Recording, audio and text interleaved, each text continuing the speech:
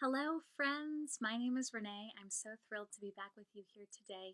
It is the end of April, which means that my poetry talks are coming to an end.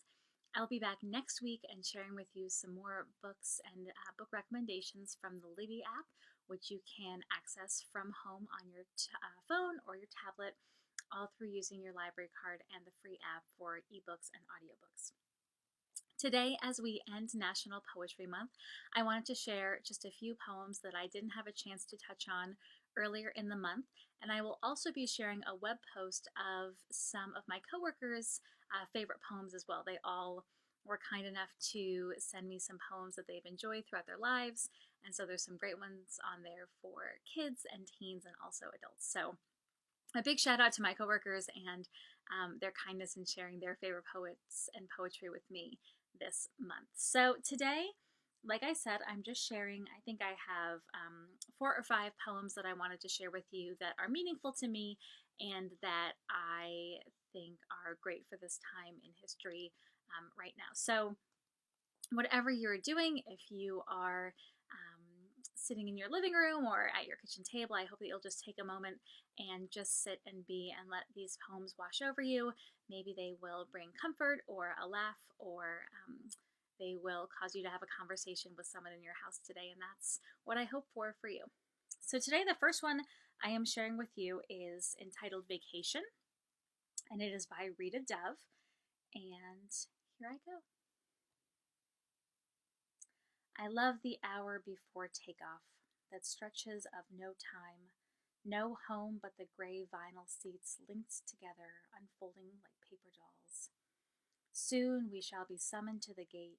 Soon enough there will be clumsy procedures of row numbers and perforated stubs.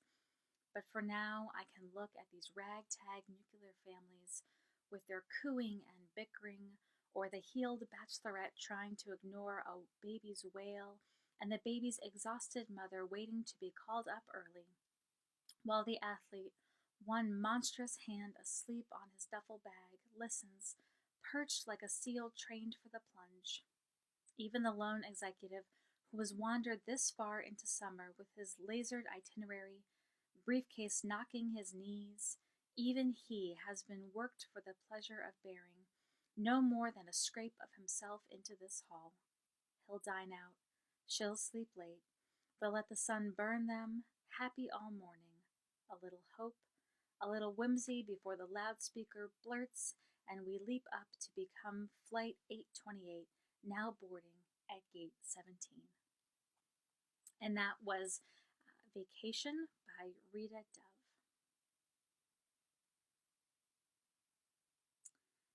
The next poem I have to share with you is by Derek Walcott. He's one of my very favorite poets, and this is one of my very favorite poems, and it's entitled Love After Love.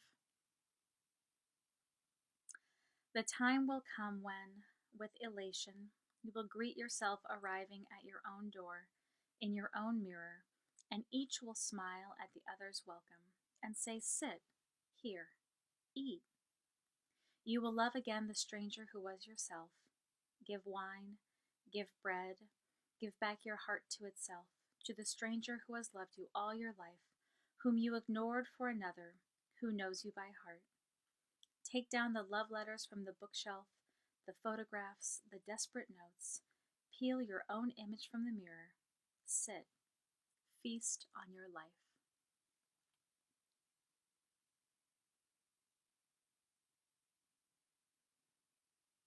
The next poem I'm sharing with you today is entitled Resignation by Nikki Giovanni.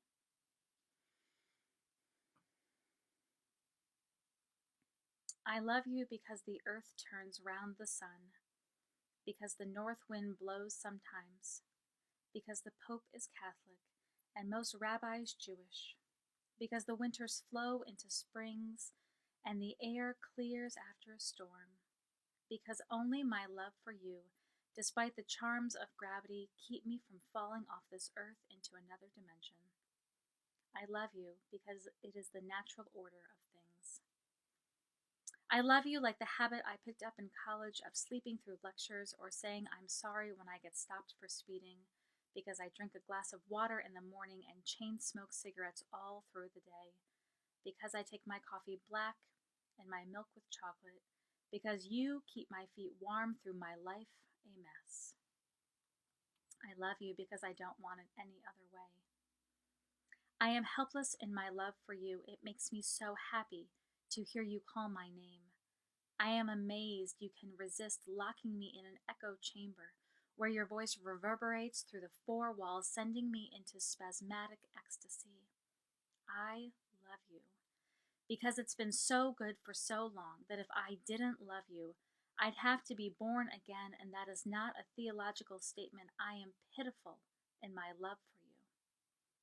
The dells tell me love is so simple, and thought though of you sounds indescribably delicious, multitudinous, thrills throughout and through in my body. I love you because no two snowflakes are alike, and it is possible if you stand tippy-toe to walk through the raindrops.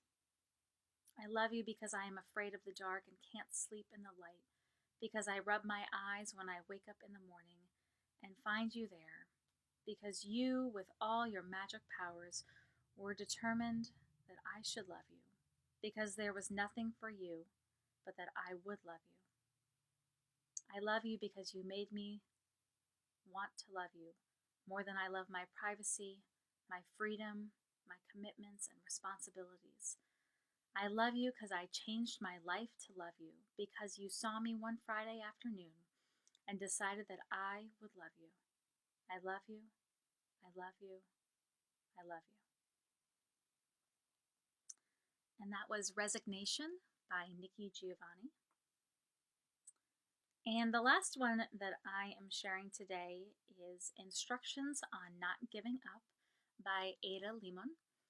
I love her as a poet, and this poem I came across actually throughout everything that's going on right now, and so I thought that this was especially an apt poem to share with you today. Her voice and her words are so comforting, and really this poem is sort of a battle cry, I would say, for me right now, and so maybe it'll become your battle cry as well. Instructions on Not Giving Up by Limon. More than the fuchsia funnels breaking out of the crab tree, more than the neighbor's almost obscene display of cherry limbs shoving their cotton candy-colored blossoms into the slate sky of spring rains. It's the greening of the trees that really gets to me. When all the shock of white and taffy, the world's baubles and trinkets leave the pavement strewn with the confetti of aftermath, the leaves come. Patient, plodding, and green skin growing on over whatever winter did to us.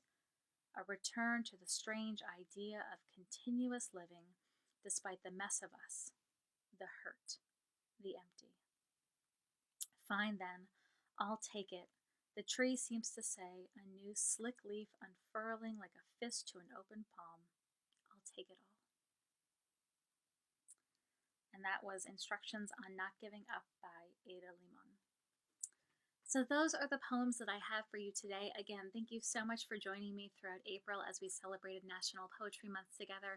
I have loved sharing the poetry and the poems that were bringing me joy and beauty this month. I loved sharing the poets whose words were bringing me comfort and small bursts of meditation and peace throughout all of this. I will be back next week sharing some book recommendations. I hope that you'll be kind to yourself and kind to others today. Thank you so much. Bye.